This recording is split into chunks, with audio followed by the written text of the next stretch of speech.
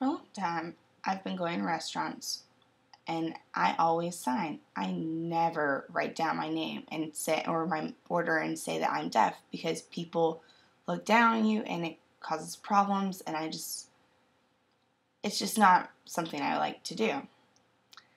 So when I joined the National Theater of the Deaf, we traveled all over the place. One time we went to Denver, Colorado. My friends and I were like, okay, well, I was wearing black glasses and this motorcycle jacket, belt buckle glasses. I had my ear pierced, and everyone came up there and they were starting to write their menu. I went, no, guys, we're going to sign it. They said, no, we're deaf. We have to write it down.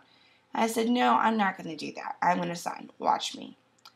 So I'll have some French fries, and the waitress or the woman at the counter was like, oh my gosh, just really freaking out, and went to go grab the manager.